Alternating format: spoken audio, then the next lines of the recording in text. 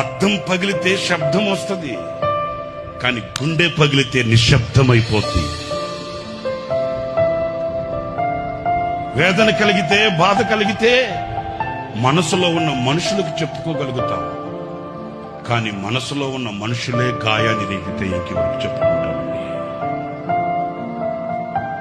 అంటున్నారా నేను చెప్పే మాట? వేదన కలిగితే, బాధ కలిగితే మనసులో కొందరు ఉంటారండి, వాళ్ళతో చెప్పుకుంటామండి. మరి ఆ మనసులో ఉన్న మనుషులే గాయపరిస్తే ఇంకెవరితో చెప్పుకుంటామేంటి?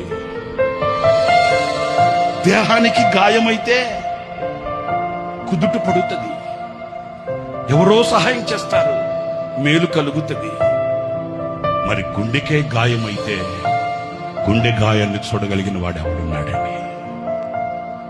ఆ గుండెకు కలిగిన గాయమే ఒక గేయం.